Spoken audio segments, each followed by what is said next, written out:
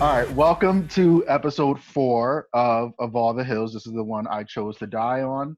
In case you've been paying attention, basically what I've been doing is gathering everybody from the What You Expect network and bringing them together on these episodes because it's just so much more fun when you do this with friends. And so since the last few have been, especially the last one was like really serious and yucky because Tuesday is coming up.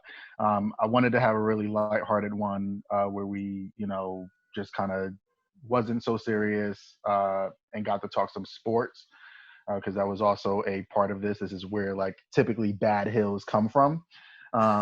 They usually originate in sports. And so again, also want to always do kind of these crossover episodes, use this to plug other What You Expect podcasts and just other stuff that people have going on. And so we have the host of the Outlet Pass, as well as the host and creator of Katherine's Quarters. And then we have Tan Mamba here as well. So I will pass it off to whoever wants to jump first to introduce themselves before we get into the topics that I have not really told any of you about. Ladies first. Hey, I'm Katherine. Katherine's Quarters is my favorite thing on the planet, aside from What You Expect. And I don't get to do either very often, but I'm excited to be here and talk all about sports because that's all I really want to do. Oh, wow. That's lit. Well, I try to match that excitement. So I am Gus. I'm Gus. I'm the host of the Outlet Pass where we talk about basketball, only basketball. So I just like talking about basketball, football. I like talking about all sports, but basketball is where, you know what I'm saying, you get down dirty. And my name is Tan Mamba. I am the, we'll call myself What You Expect's chief MMA and boxing contributor. I'm also one of Ty's best friends, his roommate, and also his pops. So Jesus Christmas. I talk all about all sports, but as far as What You Expect's concerned, I do a lot of the combat sports stuff. All right. No, Ty, don't let him say that. You're not saying. I mean, Right? Like, He's been dealing with this for years. Listen, well, I don't even really need to comment though because I did just get the dub in our What You Expect fantasy league this past weekend. That was an assist from Stevie D. Yeah, thanks to big Stevie D for the help on that. And so I'll just let it rock because I understand. Can we talk about how there were 5 tight ends that played in that game? 4 of them caught passes. The one that I had didn't catch a pass. And if I had any other tight end, I would have won. Any other one? All right. So actually, from there we can actually start with the NFL. So I mean, really, I guess the first place to start before we get to the NFC least is just kind of been what yeah, the shots are coming straight ahead. What have been just the biggest surprises for you all so far this season? I mean, right now as we're recording, the Falcons are looking like the Falcons. This Thursday night game, if they made it, just score it. But just what are your biggest surprises so far? What's kind of like stood out to you? I mean, we're not even like halfway yet, but. So as What You Expect's number one Patriots fan, the Patriots stinking for the first time in my life is not good. It's tough to watch. I empathize now with everybody else that's been dealing with trash teams. not now. It's been not even a half a season. But you don't understand, like, this, we're still in, like, apple picking weather. By the end of apple picking weather, we're usually rearing to go. Like, we usually have undefeated October, Novembers, or an undefeated December. Right now, I mean, I love Cam Newton, but last week I watched the game, and he tried to throw the ball to someone 10 yards away, and the ball took a nosedive after 5 yards. I don't know what happened. I just want to say that I've never heard somebody talk about a season as apple picking weather. Apple picking weather, yeah. Like, I don't even know. What is that? You've never brought a girl apple picking, Gus? In Philly? No. There's no apples in Pennsylvania. Bro, I don't leave. Bro, we don't go outside of Pennsylvania. We stay in Philly. Bro. Philly and Pennsylvania are not the same thing. Yeah, that's like 5 states over, bro. I don't do that. So, anyways, up north here, I guess in suburbia, you can go apple picking. Usually like end of August to like the end of October type deal. So usually, it's early fall. And the Patriots usually start like we're usually 2-2, 3-1 type deal. We usually lose a game to like the Dolphins or the Bills in the beginning of the season. But then, we tend to roll people, and I get it. I'm 29. I have experienced a couple crappy years, but the first football game I ever remember was us losing the Super Bowl to the Packers. So like from a young age, it's kind of been, success. So I forget what the stat was, but it was like I think we played in like 8 straight AFC Championship games or something crazy like that. It's like to have to deal with this now, and I get it. It sounds crazy because the season's only 6 games have happened, but like I think honestly, if they lose to the Bills, which the Bills are awesome, if they lose to the Bills and they go 2-5, that's a gigantic difference from being 3-4 and having it actually a chance to climb back into the picture. It's not like Ty said, the NFC least where you could be 1-5 and be in second place.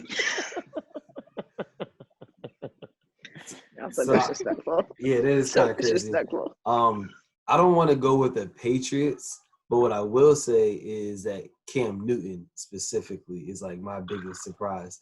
Like I think I was expecting so much of him. And all he's doing is proving the media right, essentially. And it's I don't get what the problem is because I don't really watch Patriots like that. But like he's just surprising me. And then he had the interview where he basically said like, he understands about him losing his spot. Like he would understand it. And it's just like he's kind of like waving the flag already. Yeah, it sounds like, bro, like this is not what we what we need. You know what I'm saying? Like you said you were gonna prove a point this year. Like up here we went from talking about like we need to sign him in season to an extension after the first 2 games to what is happening. Like after the past game, people are like, we should try to get Jimmy G back. It's like that's not gonna happen. Right. So like we gotta work what we have, but like so it's weird. He can throw the deep ball decent, but he can't throw anything like 1 to 15 yards. His arm just doesn't work.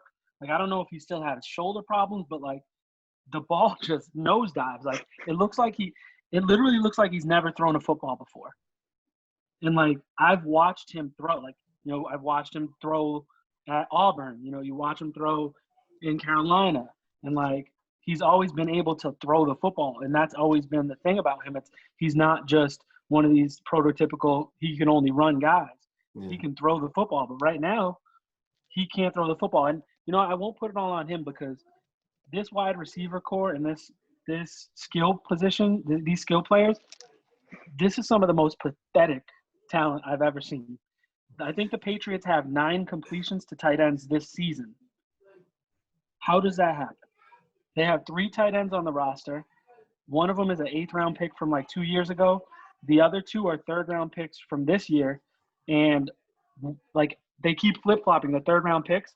One of them's inactive every game. So why did you pick like this guy, Devin Asiasi, the 2nd overall tight end in the draft, if he just doesn't play? What was the point of picking him that high if he just doesn't play?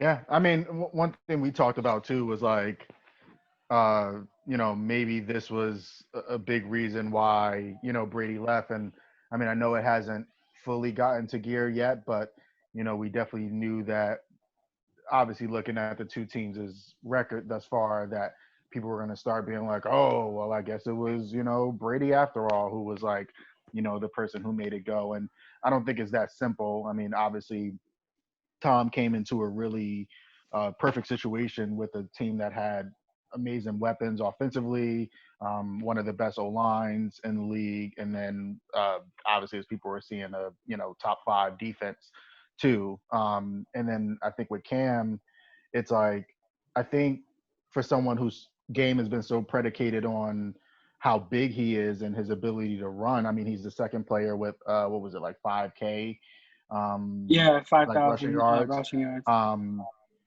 That I think he's still really young. I think he just turned 31, and it's like you're gonna have to adapt and have a game that is solely like in the pocket passing, because you can't just take all those hits like anymore. You know, even when people were criticizing him about the Super Bowl and not diving on the, you know, on that fumble, it's like I think people, I won't get into like the whole because he's black, but I think people just view him as like you can take all these hits, and like you can't. Like at some point that's gonna just, you know, melt you down. And so it's tough though because he's on a short, you know, 1-year deal in New England, and so if he doesn't turn it around, it's going to be a little tough. But you know, we'll see. But I that's forgot to definitely add this. Full disclosure, I am a Buccaneers season ticket holder. Full disclosure. we here, gang gang. You know, my boy Tom Brady left me. I feel like I was married to him so long, I'm still able to root for him even after we're not together. So That's what all Tom Brady fans say. That's okay though. All right, I will say, 20 years is a I'm- long time. I feel like I'm not super surprised that Cam's not doing as well as everybody kind of like expected, but it's not like the most surprising thing to me. Like the most surprising thing to me and just happened last week when the Dolphins decided that Ryan Fitzpatrick, although he's been playing very well, they're just gonna put Tua in. And hey, they say Tua's all good to go. He's all fixed and everything. I just think it's really interesting when you pull somebody who has done what Ryan Fitzpatrick has done with the expectation that Ryan Fitzpatrick didn't have, to just pull him and put in a rookie. Hey, rookies have been doing good, but I'm very surprised by that move, and I just am curious to see how that pans out for them. They better hope he doesn't like pull up lame after like 3 plays, like his leg hurting or something. Because that could be like you really said, bad. He's playing so good. He's afforded Tua the opportunity to rest as long as he needed and to heal up as long as he needed. The whole world knows that's Tua's job eventually, but it's so rushed to, all right, well, we're going to bring him in. Why? It's just a good time. What do you mean this guy's balling? Like he's playing And it awesome. doesn't. No one expected them to be 3-3 at this stretch of time. Yeah. It doesn't make any sense to me, in all honesty, but it's the Dolphins, so I kind of just like, okay, do what you do, and I'll watch and see how it goes. But I was flabbergasted by that, honestly, when I was listening to that update in the car. Yeah, and I mean, I think a lot of these leagues do kind of tend to be copycat where, again, you got, you know, Joe Burrow in Cincinnati, Justin Herbert, who also came in like a really weird circumstance and started balling. And so maybe they're like, hey, you know, let's I think maybe it was in like the group chat or something where it was like somebody had said something about them having like a bunch of first round picks next year. And so maybe wanting to see what Tua looks like to see if they want to jump into any of those sweepstakes. And I doubt that. Who the Dolphins do? Yeah. I didn't look. Is it from the Tunsil trade? It's probably from the Tunsil. Maybe. And the Texans are 1-6 right now. So they robbed the shit out of them. Yeah, I don't think that would be a thing. But again, it's weird too, just because there was, I think, Brian Flores that came out and said something about like saying if this was his kid, he would want, you know, the coach to kind of, you know, be cautious with, you know, starting him too soon. And I mean, I'm sure he's healthy, but it's just like you're 3-3, at least kind of, I hate to say it, but like let Ryan Fitzpatrick kind of show that it's time before you kind of make that move. Yeah, especially taking out a veteran. Also, I don't trust anybody saying anybody's healthy at this point. I just never trust that anymore. That's also a valid point. I think everybody's bodies is all messed up. So like you don't really know what's going on with people with these injuries. But yeah, taking out Ryan Fitzpatrick was like it made no sense considering the fact that he's a veteran. Like he's a veteran and you're like you guys said, rushing in a rookie quarterback. And quite frankly, Alabama quarterbacks aren't always the greatest in the NFL.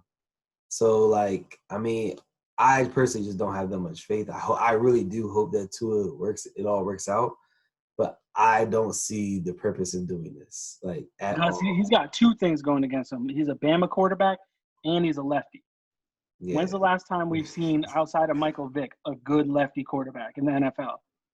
Steve Young. Yeah, it's not. Yeah, I don't know, man. That was definitely one of those decisions that, like, bro, there is literally no reason for this. Mm-hmm. And I know it sounds weird, but like if any of you guys have ever played catch with somebody that throws the ball lefty, the ball obviously spins the opposite way. The shit is harder to catch. It And feels weird. I understand we're talking about like NFL receivers, but you can't tell me that they're not going to be affected by that ball corkscrewing the other way. Yeah, no, for and sure. then even the offensive line, like now you need a right tackle, blocking the blind side versus, the left. But Look up who that right tackle is. I have recognized that I have done this podcasting thing a little bit when I have just seen the perfect transitions come beautifully. So speaking of Bama quarterbacks and speaking of rookies, I mean, when is it time to put Jalen Hurts in? Stop it. When? Yo, come on, yo. Hold When on. is it time? We're not doing this. Yo, listen, hold on. Let me say something. Let me make something clear, right? Let me you something else. So I don't often defend the Eagles like this because they have hurt my heart this season. So it's hard for me to really defend them. But what we're not going to do is act like Carson Wentz. Like, it hurts to watch. And on Sundays, he stinks. Relax. He stinks. On Sundays, I can't. On Sundays, I'm probably saying like, oh, Carson's ass. Oh, he sucks. Da-da-da. We need somebody new. It's all cat. Okay, we're not going to sit here and act like Carson Wentz if he wasn't like he just keep getting hurt. I mean, we were what were we 13-1 that year when we won the Super Bowl? Like, we were already on our way to doing big things. When Nick Foles won the Super Bowl? Relax. If he did not get hurt, and I'm going to say this, of all the hills, if I'm going to die on any hill, if Carson Wentz did not get hurt, he would be the MVP. Oh, no, this is the hill. He would have been the MVP that season. And we still would have won the Super Bowl. And we might have made it even uglier on the Patriots. No way I don't Carson think Wentz win the Super Bowl against the Patriots with Carson Wentz. It's not happening. First of all, I agree that we still would have won the Super Bowl. I don't know about MVP, but I still think we would have won the Super Bowl. In all honesty, I know the stats. I remember, but I just don't know. I feel like nobody wanted to give him really credit for that. I really don't. Do you really think he's catching that pass on the Philly special? He's too goofy. That's because we would have destroyed Nick Foles isn't goofy. He's not as goofy as Carson Wentz. Sure, because I don't believe that. Bro, Carson Wentz has a food truck outside the stadium that gives away free food. The man, really? That doesn't make him not goofy. That makes him a nice guy. It means I can't slander him in public. Fair enough. You feel me? He's God sent. So like, the reality is, I think before you go, real quick, I think Carson is a really good quarterback. He also, it's not fair because keep in mind, he's doing this all with a whole injured team. Every game we have a new like rotation, whether it be the receivers, the running backs, every position except for the quarterback has been injured. So in reality, I mean, he's got his back against the wall. He's still producing. Yes, as a team, we are losing, but we're not going to sit here and act like he's not producing. Who's your GM? Is it Roseman? Yeah, Howie Roseman. Do you put that on Roseman that he just puts a Band-Aid on the offensive line every year rather than like drafting some young players? Like Jason Peters has been on the offensive line for 25 years. No, we drafted. And he gets hurt. They drafted the Dillard kid, right? Yeah, Andre Dillard. He's pretty good.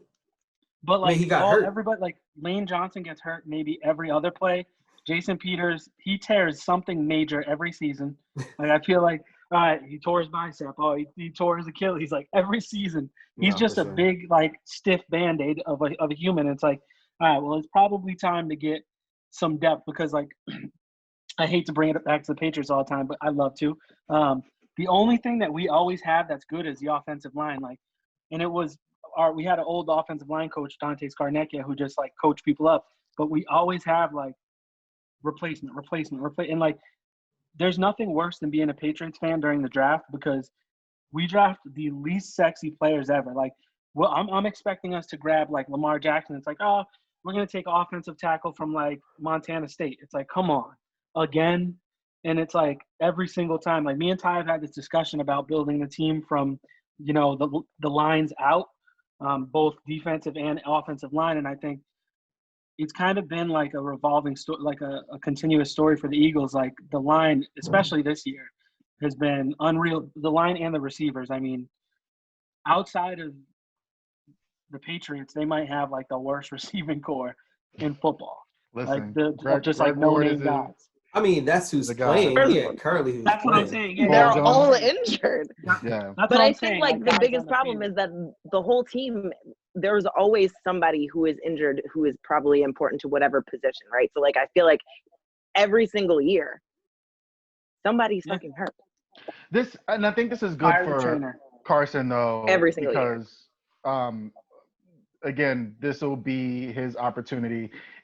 It does look gross. So Carson is on my fantasy team. I have reacquired him after giving up, and I'm actually going to be starting him against Dallas. So please pray for me. Smart idea. He's my starter too. But and speaking of Dallas, I had said something I guess like last week on Twitter about like, was passing up on Marvin Lewis for dude, really like the best idea, and everybody rushed to tell me how like Dallas is injured, and I'm like, well, no, like CD Lamb was like balling, like coming off of just a loaded wide receiver like class, like looked like the early kind of stud there, and then Zeke was eating. There. And so I'm like, if everybody's eating still, like, yes, I get that your whole offensive line is hurt, but like if everyone's still contributing and doing well, like, and you're scoring 30 points a game, and by the time he got hurt, Dak was leading the league in passing yards. So it's like He's still top 10. Yeah, yes, and he missed like 2 games. He's not been playing for 3 weeks. And so it's like, I don't want to hear that. Like Philly can get that off because literally everyone is hurt. But again, I think that's where, even though it's going to look nasty with, the records that everyone in the NFC East has, this is where he gets to kind of make his shine. And, I think taking advantage of, just it being nastiness. Washington, I don't know what they're doing. I think, if he sees it as a walk in the park year, like essentially he can take a lot of stress off. Is what I'm saying. Like he could take a lot of stress off, bro. We're not gonna have a lot of competition. I just need you to play good. Just play good. We're going to win the division. Literally, Dallas is not going to win. Washington is not going to win. Giants are literally never going to win. Damn near again. But ever. So it's just like, bro, like just relax and play smart football.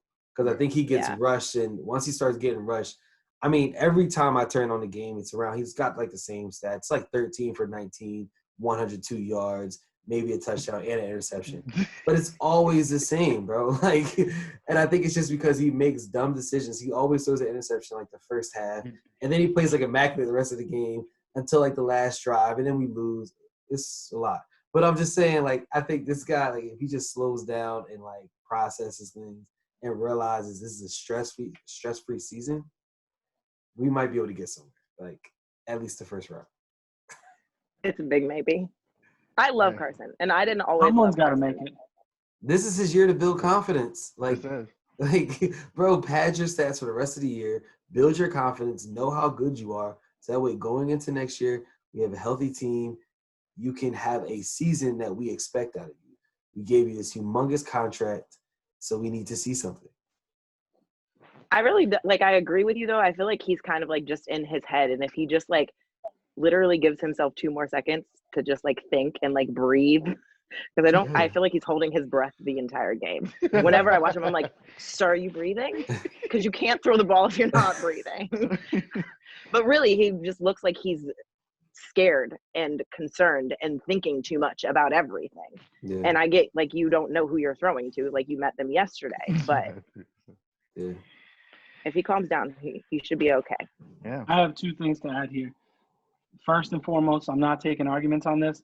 Miles Sanders stinks. Come on. Second of all, come on. We're gonna move past the Eagles. Did you guys see that Jerry Jones cut Don Terry Poe because he said he was too fat? Oh, I didn't know that was the reason. He said he was too fat. He said he's too fat and performance issues. However, conveniently enough, Don Terry Poe is one of the guys who's been kneeling for the anthem. I will say, every time I watch a Cowboys game and I see him rushing, I'm like, who the fuck is that guy? He's huge. Is there a weight limit? Like, can you say that for a defensive tackle? Like, I don't know, but he's got to be over 400 pounds, easy. He's huge.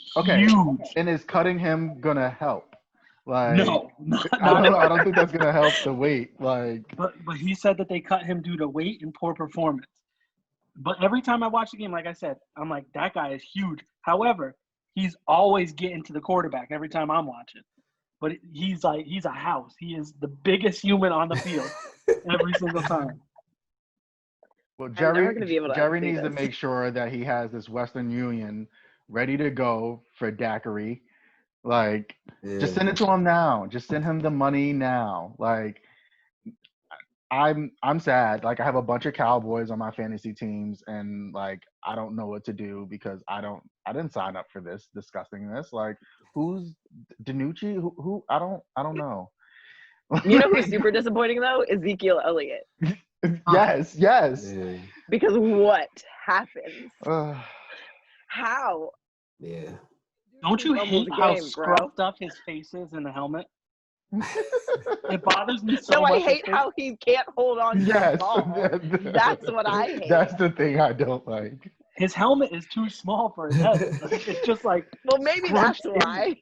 Not enough oxygen to his brain to remember that he needs to hold on to the football. I can't take it. The NFC East is going to be great to watch. Also, I just want to say it here. This isn't a hill, but like, I'm taking Ron Rivera's hood pass, like his Latinx card, whatever he has. Like, I'm taking it. Like, not only your handling of Haskins, which was like very obviously like an issue that you either had with him or whatever, but you put in Alex Smith, who like, I don't want to see him take a sack. Like, I saw it the last time it happened. Just let him chill. Let him collect his coin.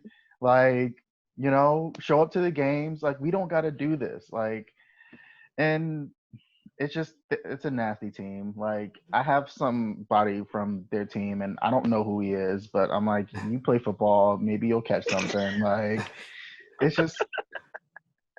And the one thing I will say about Washington is that Daniel Snyder is a legend in the Mount Rush list. So this is my article series where like I talk about all the terrible owners. He is one of the four, like, just amazing man.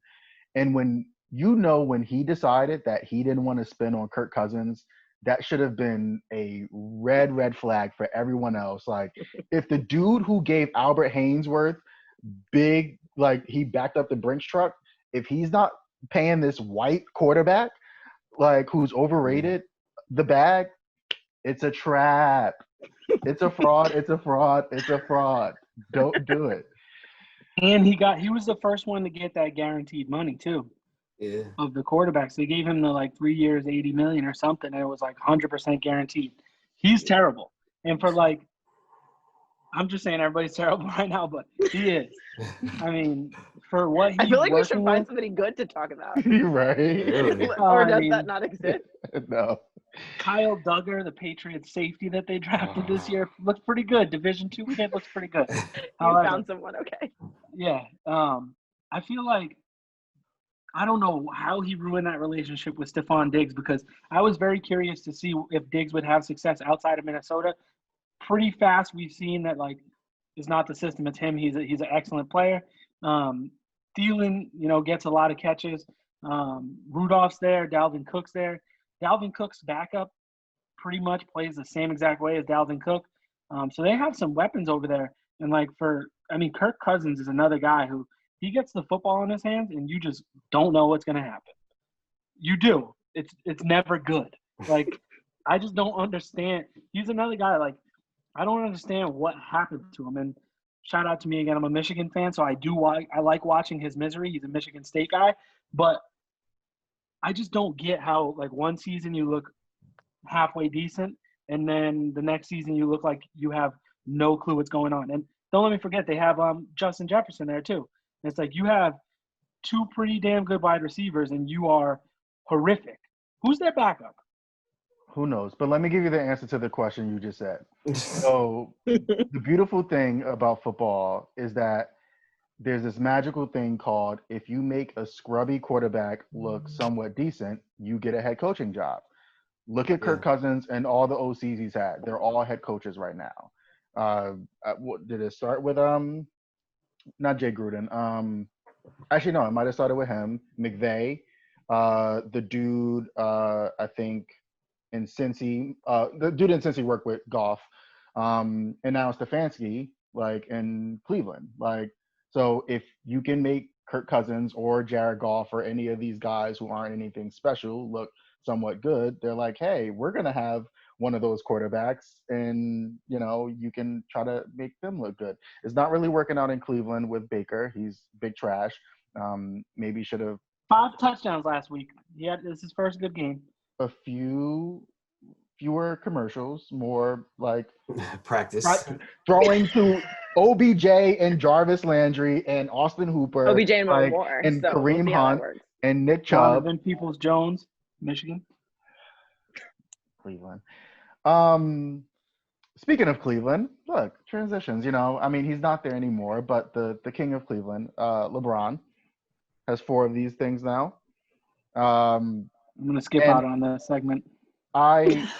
What's really nasty about my life is that I've come to this bit where like I'm a LeBron defender. Like I hate it. Like, and I'm like always looking to just slander him. But I mean, I had written about him being the GOAT. And basically the point of that article was just like, listen, if you want to just compare the finals records, cool. Like I can argue with that. But a lot of what he's doing off the court and just a lot of how he's handling being the best basketball player in the world, I think eventually that's going to end up counting for more. And then just the way he plays, like the fact that he has taken a bunch of bums to the finals. And then I had put in the chat not too long ago that like it had just dawned on me that we literally had Golden State, Cleveland for 4 years, and I don't know where I was for that because like I definitely don't remember the 2 ones with KD, but yeah, I mean 4 out of 11 total, or 10, sorry, but 9 trips out of 10 years, like. Hey, we gotta start giving this guy his credit. Like it's nasty. I don't like it. I don't feel too great about it, but like it gotta be done. So, all right. So for me, when LeBron came into the league, it was like, oh man, this is the greatest guy in the world. Like this is gonna be our version of our generation's Michael Jordan or whatever. So it was like great. I thought he was amazing immediately. He came out his first game ever as a rookie. He was amazing. First couple of seasons, amazing. After the decision, I can't ever really rock a bull. Like I respect his game. And he's similar to like the late great Kobe Bryant, just as a Sixers fan and being from Philly, it was like, nah, like I'm not a fan of Kobe. Like, nah, he did us dirty. You know what I'm saying? He should be playing here. Woo, woo, woo. LeBron has a food truck in Cleveland. Anyway. No, but so I just think for me, it's just a matter of like, I respect his game. He's a great player. Can't take away any of that. That's by far. But there's just intangibles. Like there's something really beautiful with staying with one organization your whole career, going through the ups and downs with that organization and showing that organization some of the best moments that they'll ever see. I think there's something beautiful with that. Yes, it's, I guess, cool to do it for 3 different organizations, but the whole bouncing around thing, I'm not really a fan of that. I'm way more of a fan of just like stay in one place, do it.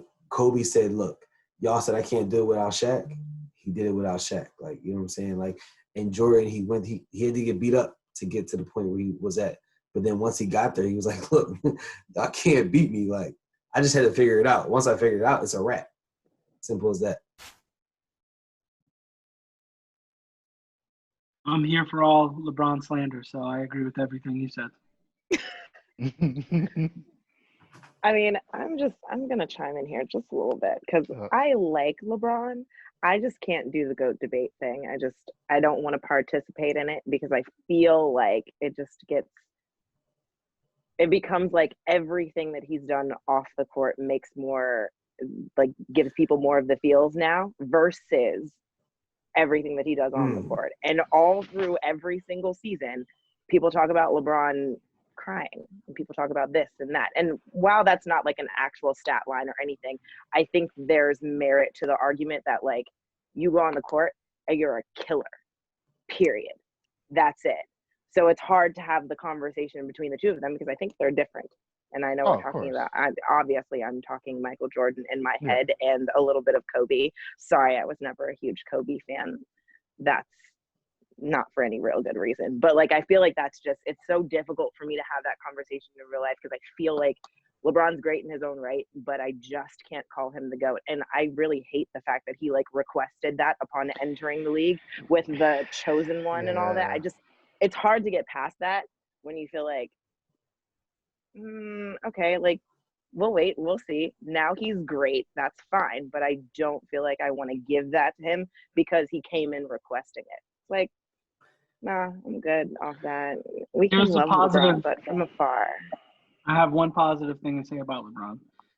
He's had the longest prime of anyone ever. Yeah. And he's been in his prime pretty much since his second year. Like, the whole way through. And no injuries. In some terms, the best ability is availability, and he's always available. So I'll give him that. However, you know, being a 90s baby, Jordan's just going to be my guy. Going 6 for 6, I think, is meaningful. You know, it's great to get to the dance, but I think it does hurt his legacy. What's he, 4-9, 4-10 or something? It's 4 and 6. 4 and 6. So he's been 10 times. Is it 4 and 6? Mm-hmm. So he's been 10 times. He's only won 4, and it's kind of like the what's his name, Jerry West. I think he went to like 11 finals and won like 3 of them or something.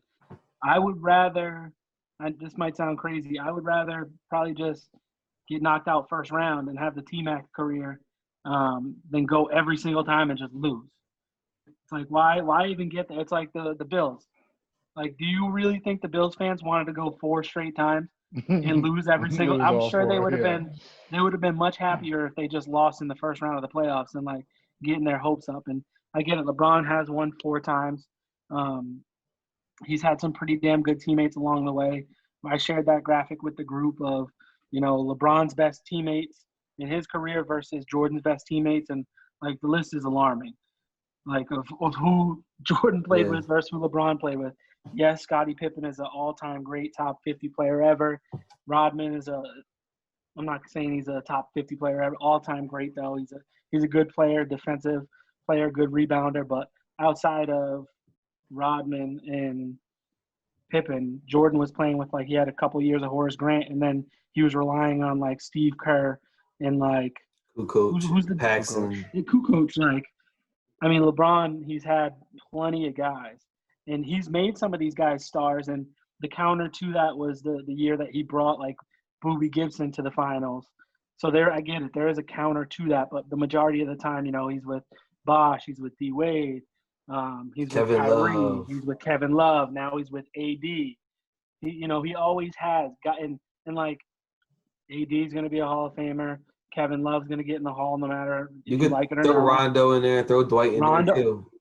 I love Rondo. Yeah, even though I'm a Celtics fan, I did hate watching him win it with the Lakers, but I was happy for him because Rondo is one of the best point guards ever, in my opinion. Like two-way point guards. He sees the court incredibly. He can pass. The only thing Rondo sucks at is shooting. He does everything else he well. knocked down some pretty big shots. Yeah, but in the double if you playoffs have too. to criticize him about anything, it's that. He's not a knockdown shooter, but he can distribute the ball. He gets rebound. He's a triple-double. Like, he's not a triple-double machine, but he's always good for, like, 10, 7, and 7. Like, always. So LeBron's played with some crazy talent. Yeah, I think I'll give this. Jordan played with, like, Rip Hamilton. Those years don't really count. Those years don't count. Oh, Rip.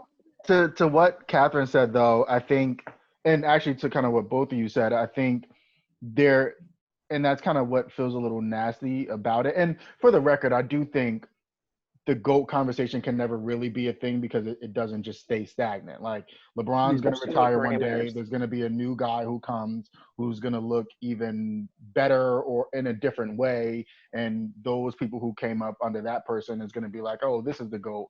And, find, things, some of which we brought up to kind of, discredit LeBron in that conversation. So it continues to morph. But I think between LeBron coming in and, saying that very overtly, where, like, I think for Jordan, it was everyone else kind of saying that for him. I mean, he was certainly like a narcissistic guy, but he'd never really, like, carried it and said it in that same way.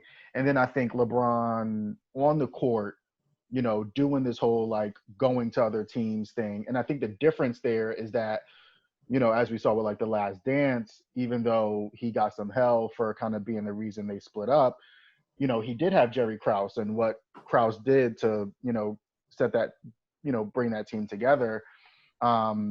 Whereas, I mean, not only has LeBron never really kind of had a coach, he's also never really had a GM, and so he's been doing that himself. And I think that's where it looks nasty, where you do all this, like, kind of hopping from team to team. And, again, it's certainly like, yeah, you have your rings, but then I think there's also, a place to critique that.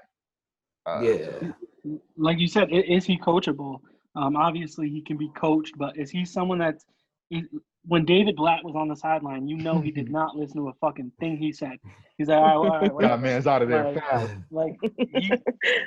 Mike Brown, David Blatt, Ty Lue. The only one that's, like, actually, like, a decent coach still at this point is Spoelstra. But aside from that, you get in his way as a coach, and it's like, you're gone. And same thing with the GMs. It's like, he's the one pulling the moves and whatnot. And I don't hate that, he's got Clutch Sports doing everything, that he getting the right people to go play with him. I don't care about that. That doesn't bother me at all. But it wasn't like that with Jordan. Jordan bought into the triangle. That was it. Kobe bought into the triangle.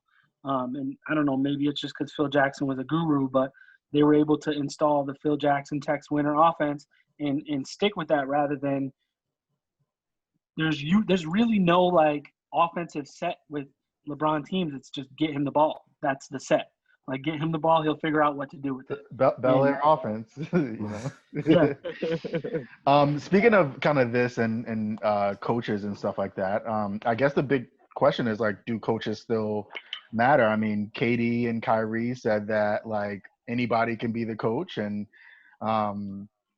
that's going to be one of the most anticipated things coming into the next season, whether that's, like, in just under 2 months or whenever they wind up coming back. But Steve Nash being the coach of the Brooklyn Nets, they got Amari also as, like, one of the assistant coaches, Jacques Vaughn, who I think a lot of people saw what he was doing and, really wanted to cheer for him. But, what do you guys think about that? I mean, KD has a podcast, had Kyrie as his first guest. They talked a lot about how they came together, just, like, anticipating, the season. And that was one of the sound bites that came out of it. I mean, certainly if they're healthy, obviously I think it's expected that they're one of, the 4 remaining teams in the Eastern Conference, if not, the team representing the Eastern Conference. But yeah, what do you guys think about all of that? Those statements, the Nets' chances if they're healthy. So for starters, I think coaches definitely matter still, but I think it's more so the players that it is. So, for example, right, Kyrie said that statement. Kyrie and KD are both very like emotional, like volatile players with their, how they're feeling. So with them, they're probably like, look, we're not gonna listen to no coaches. We already talked. We're leading this team. Kyrie, KD, we're gonna take this team far. We don't care who the coach is, right? But you have teams like the Sixers, who we had Brett Brown, and it was not working with Joel and Ben and Brett. Like that trio was just not it.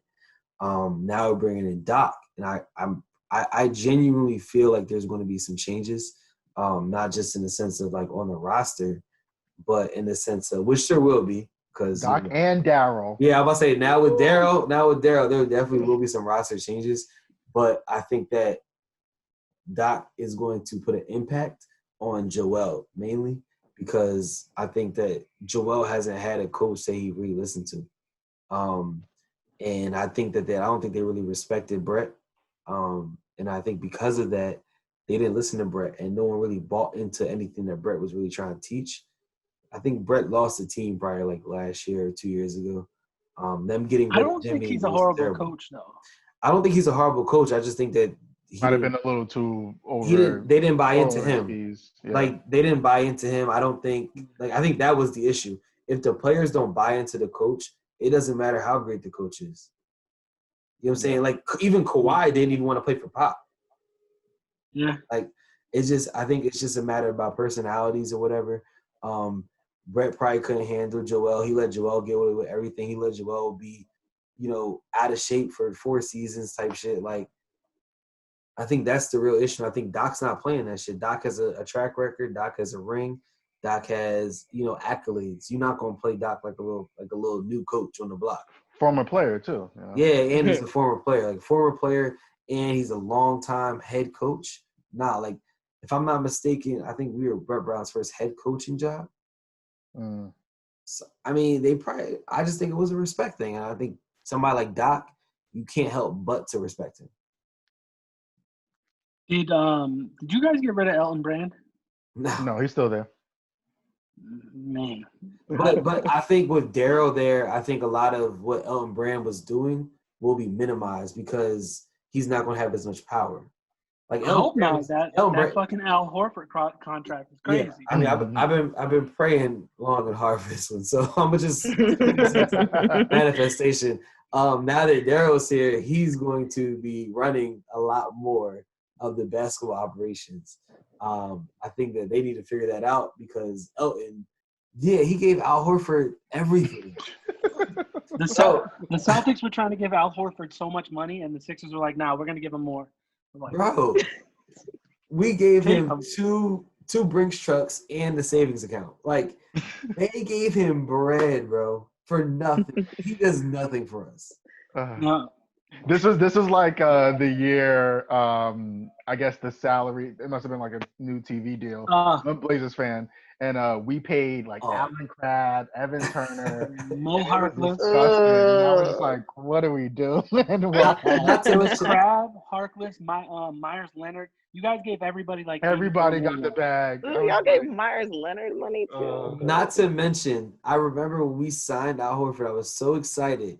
And I tried to this is going to work. And I said the main reason this is going to work is because every year we play the Celtics in the playoffs. And he's going to have the drop on them. So he's going to tell us how to beat them. And we're going to demolish them. I remember like it was yesterday. And this nigga sucks. Trash. Yo, he does so bad. I feel like he just dropped off a cliff though, because even in the back end of like Boston, it was still like, okay, some bit of respectability. And then, I get it's a different team, different dynamic, all that, especially playing next to Embiid, but it just is like, yo, you can't do shit, bro. Like, what's This happening? is a hot take, but they gave him superstar money, but he's not a superstar. It's not a hot take, it's a fact. I feel like you can give him that money if he's on like, I don't want to always slander them, but like Charlotte, because like he's going to be the guy. But why are you giving him so much money when he's the fourth option? to score at best. I don't know if he's the fourth option, man. Because you're gonna go Embiid, Harris, Richardson, Simmons, Ben, Richardson. I'm giving it to Korkmaz. I'm giving. Oh, you're disrespectful. Wait, so Gus, as a Sixers fan, I mean, again, you got Daryl there now, and he's gonna bring all his experience and hopefully help Elton a little bit with kind of shaping the team. Obviously, Doc coming in, there's probably gonna be some Doc dudes on the team. Like, what's your wish list of kind of revamping this Sixers team and getting ready to compete? All right, so he's ready to go. Shameless plug, episode 7 of the Outlets Pass comes out tomorrow, and this is actually a topic. So the Sixers offseason need that has to happen is we need a 2-guard that can defend as well as create his own shot. Simple as that. I think that's what we're expecting out of Josh Richardson, and he's literally not giving us that. He's inconsistent. He might drop like 23. Next game, he's dropping like 7. And, I mean, that's just not helpful when we had Jimmy Butler and we gave him away. Jimmy Butler was like literally the perfect thing that we needed. Yeah. Like, he was the perfect fit. Had that shot not going in, that shot. If we're being real, if we're being 100% real, had that shot not going in, the Sixers would be NBA champions right now, bro. Listen, I'm saying if everybody got injured the way everybody got injured, yeah, we still need the injuries to happen, but I'm just saying, if they happen for us, we would be NBA champions. So the reality is, as far as I'm concerned, is like, why did we give away him? Because in all actuality, and this is another hill that I'm willing to die on, Jimmy Butler is what made that team successful. Oh, of course, yeah. So it's like easy. It baffles my mind that we blew that up immediately. Now, granted, Jimmy left because he was a free agent, but we should have been doing everything in our power to keep him. And I think it was both a mix of the organization, but I think him and Joel, I'm pretty sure they didn't like, butt heads, or I'm pretty sure they didn't really get along. Maybe him and Ben, I don't know, but he definitely didn't get along with somebody. Not JJ, because him and JJ are best friends, clearly. But yeah, JJ is so dope. Definitely trying to get him to my cookout one of these days. But like, I think that was the perfect person we needed. So this offseason, set up for fucking Tobias bum-ass Harris. I mean, he's got history with Doc, though. And when he was with Doc, he was playing his best basketball.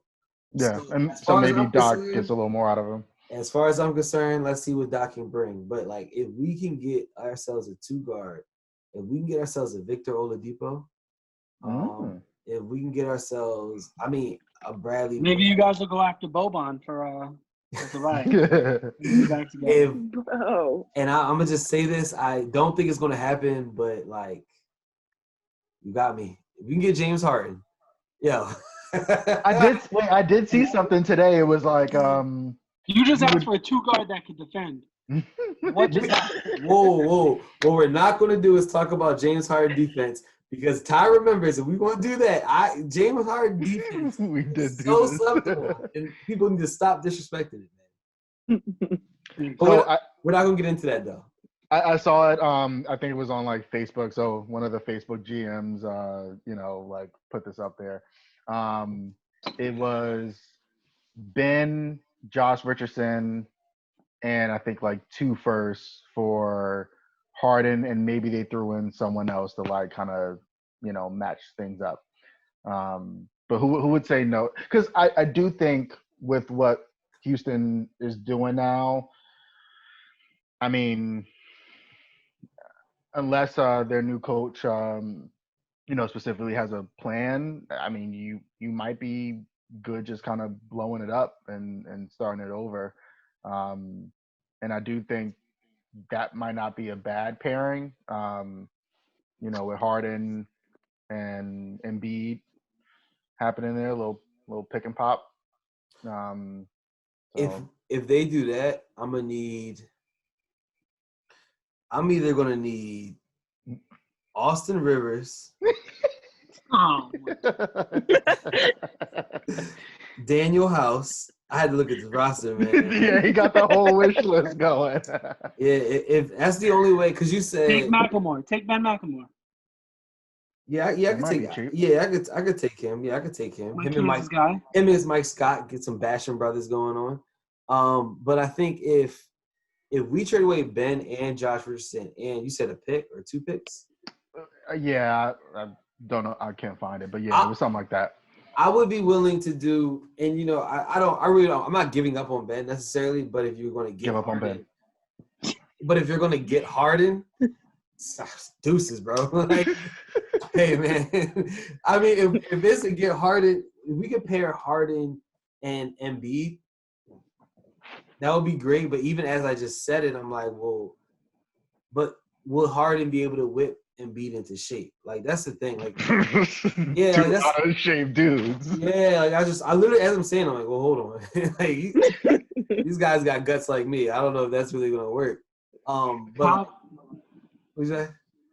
No, go ahead. I was just gonna say that I think like Embiid might need. Granted, Doc might be able to do it, but Embiid needs somebody that's going to whip him into shape. Oh, CP3 action. Ooh. But see, CP3 and Ben is like that's interesting. So it's like what would happen there? Like, And I don't know. Pass the ball back and forth till there's like 3 seconds left on the shot clock. Yeah, and I don't know if CP3 and Doc still have some, kind of simmering, issues too. But yeah, I mean, obviously with the year he's had, he's definitely. And then I think that gaudy contract, basically gets thrown out now, and so probably comes at a little bit of a cheaper price tag, too. So we'll see where he lands. But what he did with OKC was like really commendable. No, for sure. CP3 is one of my favorite players. Just off the strength of like the way he plays. You were talking about Rondo earlier, like that field general style of basketball, and like just always making the right decision. And the 2-way is like amazing. And I think just even right back to like the whole what do we need? You need somebody for that half-court offense. Ben sucks in the half-court offense. He's a fast break player. That's what makes him great, being open court and running. But once he's in the half court, we don't know what to do. We just pass it to Joel. Everybody moves out the way. If we can get somebody that can play a 2-man game, Joel and him, whoever that may be, that's what we really need. But yeah, man. I think they got to get going on that fast too, because we've already seen that Joel Embiid he's injury prone.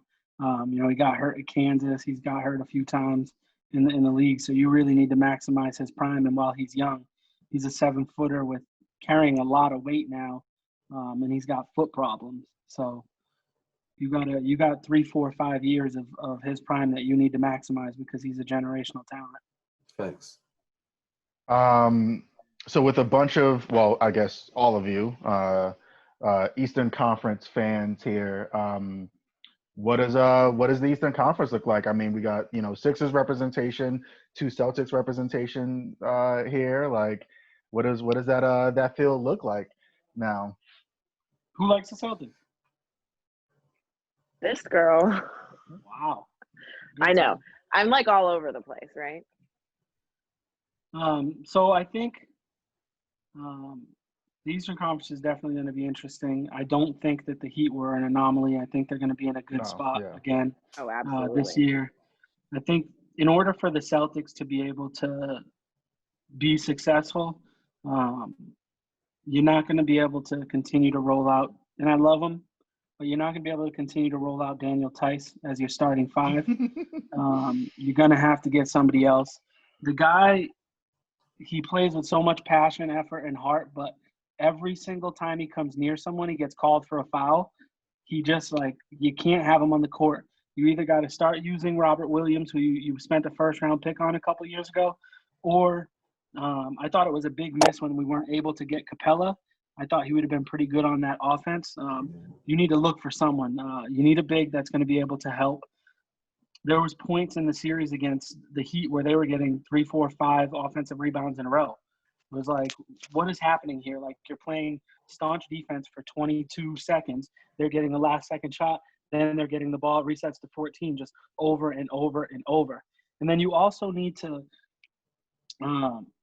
Jason Tatum, excellent player, maybe, a future face of the league, but I have had it up to here with his late game ISO every single time doing the same exact move. He's got to pass the ball here and there. Like, he's got to draw the double team. Listen, he's got to draw the double team and kick the fucking rock to the open guy, because he took so many fadeaway missed shots at the end of games. I was like, my man, what are you doing? Like, we're up 5 points. They're on an 18-3 run. Why are we shooting a pull-up three? Why are you holding the ball for 20 seconds and shooting from the elbow and missing every single time? Like, why are you trying to dunk it on Bam? Why don't you kick it out? We need something like that. And then the other thing that I think is unfortunate, Marcus Smart is the heart of that team. I love him, but they're not going to be able to pay him again his next contract. So I think they're going to probably look to move him next year or so and get some value out of him before he signs somewhere else, because the way he played, I mean, he earned himself a lot of money. He's a dog on the court, and he can shoot the basketball now. So I'm only going to say a few things, but one, I really hope and pray we don't get rid of Marcus Smart, honestly, because I feel like that's the only reason we even had a remote chance in that series against the Heat. In all honesty, I'm not kidding. Like, I really don't think that they had it in them to do anything. What was it, game 2? I don't think they had it in them to do it. And I think Marcus Smart was just kind of like, no, motherfuckers, y'all are going to get this together. That's and why you're going to they make got this in that shit fight happen. in the locker room, because he was like, yeah, come on, like, what I are feel you like guys doing? But I feel like if we lose that, who does that? Because it's who. Like, I really want to know who. Well, And not having that, I have a concern, because I feel like that is one thing that you absolutely need, is like a dude who is like Marcus Smart, a dude who is like, I mean, I will give it to Rajon Rondo and maybe even Pat Beverly. I can't stand him, but like guys like that, you need that. Draymond. Yeah. I keep forgetting about the Golden State Warriors as if they don't exist. They're the guys that are able to hype up the team and to get it going. Yeah. Well, I'll say like, this. yes, Kimba is big. Like, Kimba's an older guy and he's been around, but it's not been in. So it's kind of like Jalen. And I mean, we're not expecting Daniel or fucking who's that other Ennis? We're not expecting them to be those. Who are we expecting to do that? So I have a concern about that. But I also think, like, there's a long way that he has to go before he's filling that spot for Daniel Tice. Like, even if we don't like Daniel, or we don't think that Daniel can be that guy, I like him, but he's got a long way to go before he fills that spot. Like, I really do feel like he has a little bit of ways to go, because he looks like, maybe it's, the playoffs, looks like it's a little kid intimidating, out there, but yeah, like, he looks like he's timid and nervous, and we saw like Tyler and Duncan grow into that, but I'm kind of concerned. So yeah, I just wish they would give him more minutes, like more time. Like, they'll put him in for like 4 minutes. They'll have like 2 alley-oops, 3 fouls, and then he's out the game for the rest of the game. It's like, let him make his mistakes and then, go from there. So when the AD sweepstakes were going on, I wanted AD to go to Boston. Even as a Sixers fan, I was like, if he goes to Boston, like, that would be beautiful basketball. Like, I just would enjoy watching that. It's funny you say, get rid of Smart, and I kind of low-key. I want to clarify. I don't want to get rid of Smart. No. I got you. They can't pay him. Yes. I got you. So it's a sense of everyone understands the value Marcus Smart brings to the Celtics. That's not up for debate. He might be the most important piece there as far as the glue is concerned. But let's also keep in mind, he does have a trade value. And with understanding that, you're not going to be able to pay him in next year or 2 years, whenever his contract is up, at 26 years old, now might be the perfect time to just shop him and see what you can get. Because at the end of the day, he had a great playoffs. He had a great bubble. So that's, everyone's a prisoner of the moment. So that's the last thing everyone saw. So they're like, oh, well, he's going to keep going up. So that means his trade value keep going up. If the Celtics were to trade him and get a big and, put Daniel Tyson aside a little bit, and I like upping Robert Williams' minutes because I like Robert Williams. I personally think he should have started. Even though he's young, I don't think he's that much of a let-off for real. Like, he's just a young dude, but he's pretty solid. Daniel Tice just plays hard, so that's how he found his minutes, which I respect. But I think if you guys got another big that started and Robert Williams still got some time right behind him, I think – because Marcus Smart, he's a great player, but at the end of the day, like when it comes to those – I mean, you guys got Kemba, Jalen, and Jason Tatum. You guys got 3 guards type players, 3 wings that can score the ball. And as far as the defense is concerned, Tatum and Brown are very good on defense. So you guys have a defensive team too. So you're not losing the world by losing Marcus Smart. Yeah. I mean, that personality. I don't know. Yeah, I mean, that personality and that veteran leadership is tough. But, I mean, Danny Ainge is like a wheeler and a dealer. And so, obviously, I think before we went live, we were talking about the whole Gordon Hayward thing and just kind of obviously like where he fits in. Obviously, the injuries kind of, I think, slowed up what was expected of him in Boston. But I definitely expect Danny Ainge to do some wheeling. And I agree, like, obviously, that bit of that personality and that locker room presence is tough to lose. But you're kind of in a stretch now, especially for a team in Boston where I know there's always been a bit of like a lack of being able to attract free agents, that you have so much talent here. And now it's about scoping this team, especially if you're building around Tatum, to say, all right, now we just need to move in this direction and whatever we need to do to get, kind of better. Because again, you got the guards, you got the wings, and, that missing out on that big man presence that can, at least play that role of securing, kind of second chance points is certainly what you're going to need to think about the playoffs now next year and how to advance further. So Gus mentioned the value that Marcus Smart brings as far as trades, and I think you could really see something where Gordon Hayward's going to opt into – I mean, he'd be crazy not to opt into his $34 million or whatever it is.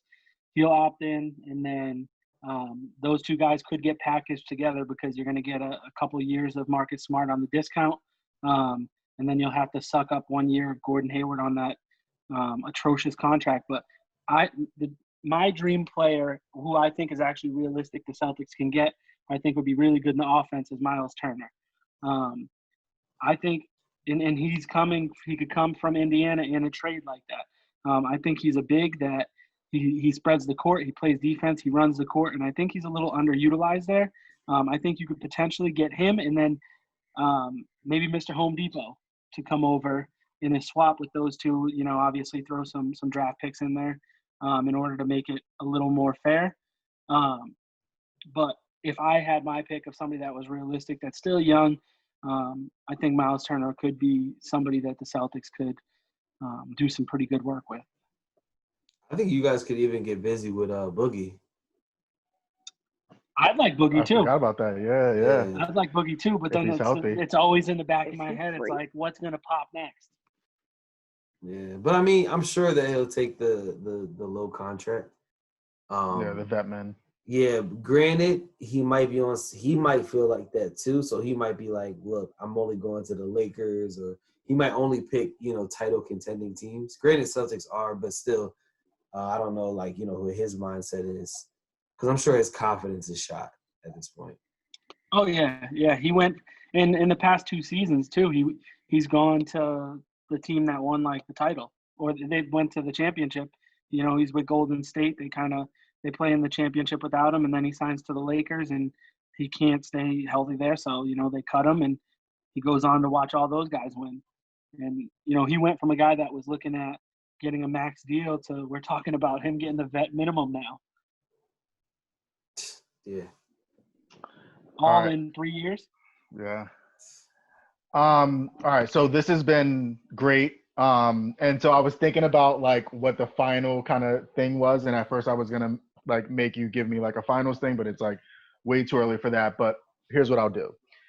So again, they were talking about doing the next league on December 22nd, which is like way too early, but obviously, Big Rona and the bubble has kind of, changed up everything with that.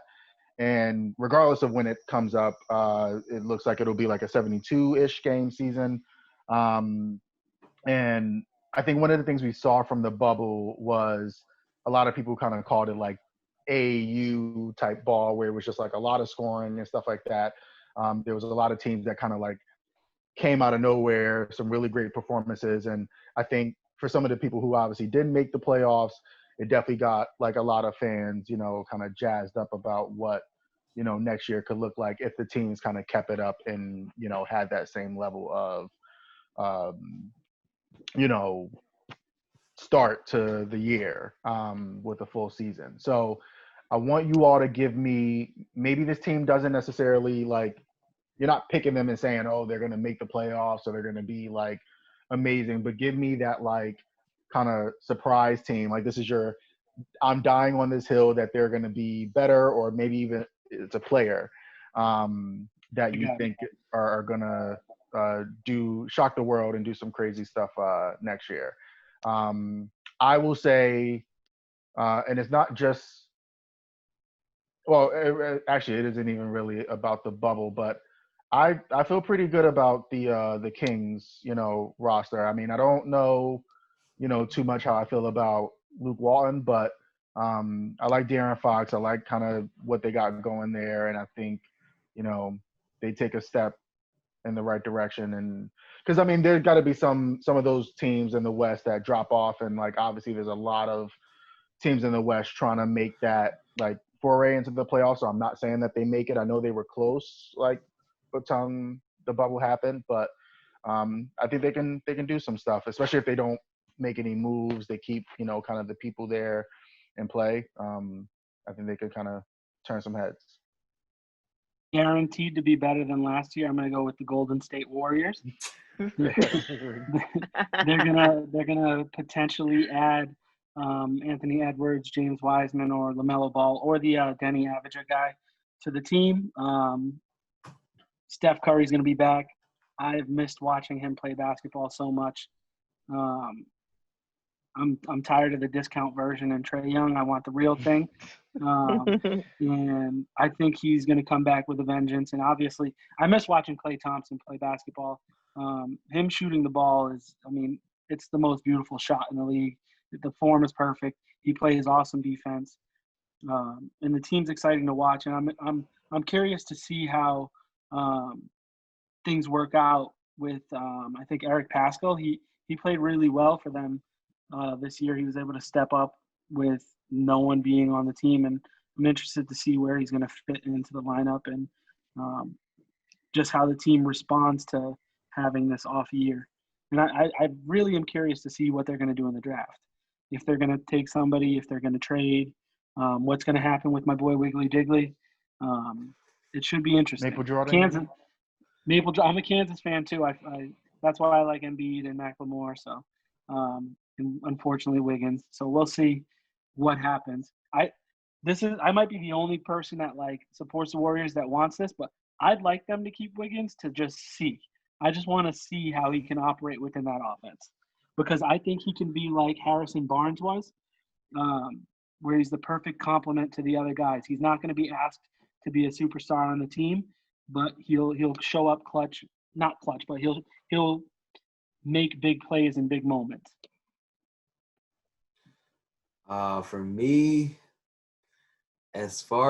so first I'll say the hill I want to die on, not about the team, but I will be happy when Luka Doncic wins the MVP.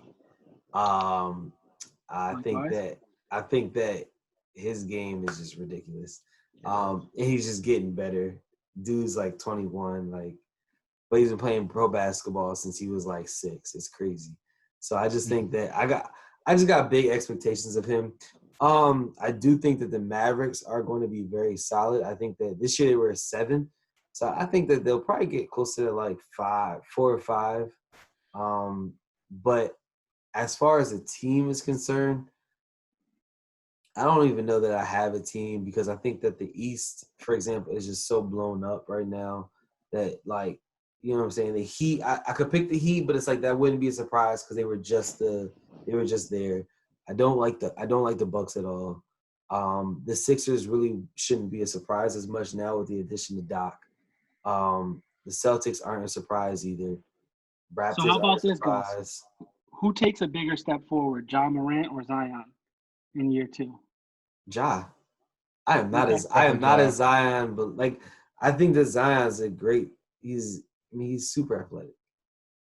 Yeah. It's kind of my It's knock pretty- on Giannis. Like he's just super athletic. I feel like Zion has more opportunity because we didn't see much of him, but I think Ja is, I think he's the better player. Actually, I'm gonna go with Memphis to be a surprise team next year. I don't think necessarily they're going to be high seeded. They might just be like a 7 seed, but they're going to have some big wins under them. They're a bunch of young guys that play hard and they just want to win.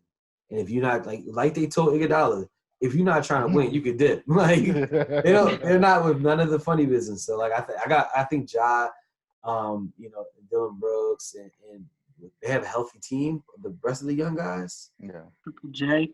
Yeah, man. I think I got some. They're going to be fun to watch. Them in Charlotte. They've come a long way from the time when they drafted Hasheem to beat number 2 overall. Rough times, bro. Rough times. Can you believe that was before Corona? Whoa. So there was a light before Corona. I don't have like a hill that I'm going to die on for this. I'm just very excited for like Steph and Clay to come back, like you said, but I'm also very excited to see KD again. I am a huge KD fan. I probably haven't said that, but I'm a huge KD fan, and I'm just excited to like see him and watch him play again, even if he has to play with Kyrie. And I also kind of like want to see Kendrick Nunn get a little more time. Like I liked watching him, and I feel like if he had a little bit more time, there might have been a little bit more of an opportunity for him to like shine the way Hero and all the rest of those guys did. I don't know. Maybe I'm crazy, but like I like Kendrick Nunn, so I kind of want to see him build up a little bit more confidence and kind of like get there, so that if the Heat do make it to the finals again, then he gets a little more shine too. But that's where I'm landing on that. Didn't Kendrick? Did he have COVID or like he's Yeah. Mm-hmm. That's Yeah. what So he I lost think his spot in the rotation. yeah, like that was the real issue because I mean he was balling last season. Like, yeah, but I want to see that like as they advance, right? Like you want to see that in the playoffs. I think he will. I think even if like even if the Miami does a crazy trade where they trade him or whatever the case may be, like I think he is a baller. Like I'm with you on that one. Like I really want to see Kendrick Nunn. He might have the best like sophomore season, to be honest. That would be exciting. Yeah, this stuff is exciting. I mean, and I keep trying to jog my memory. I mean, and we just talked about it, but like the NBA draft is like next month too. Yeah, so obviously, Rona kind of switched up a lot of the usual kind of basketball calendar. And again, they're still kind of talking about when they're looking to restart. Obviously, they want to get fans in, but of all the sports that were going on and that had restarted, obviously the NBA did a really good job of it, and so it'll be interesting to see how they do a regular season bubble, and then obviously again, kind of with having a shortened off season. There's definitely going to be a lot of excitement about how teams kind of come out. Again, another team like the Phoenix Suns, who had went undefeated, in the bubble. I think they lost that last game. No, they were undefeated, right? They never lost, man. Yeah. Lost. So, I mean, they're going to be, even more on fire and coming out to start. So it's really going to be a good game. And then, Kyrie and KD with the Nets and seeing what they do after kind of all those conversations about, again, not needing a coach. And I beat LeBron twice. And so I'm excited for the NBA. They don't be bad. I want to see what happens with Karis. I'm curious to see what happens with Karis. I'm a big fan of him. So. Yeah, that's going to be and crazy. Jarrett Allen too. Yeah, Jarrett Allen's good too. His afro is unreal. But it's perfect. His afro is. What do you think is going to happen with that? What you think Minnesota's going to do with that number 1 pick? You think they're going to keep it? I don't They know. did just say something that they were talking to LaMelo. I mean, it's kind of one of those things of they can go in a few different spots, and I think there was something else that was saying like they wanted, you know, like a proven player to go there. So, I mean, this might be one of those drafts where teams just try to get out of it because there isn't this like, all right, this is the number 1 pick, and we all know that coming in. So, Right. yeah, it'll be interesting seeing, you know, what it looks like. Knicks need to do something.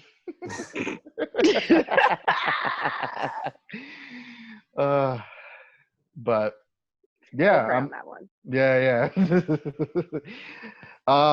But thank you all for joining. Again, this was really good to do, especially with, you know, everything that's kind of going on outside, just to have a nice, like, you know, just sports and shooting the shit episode. And yeah, that's it. Anytime, Ty.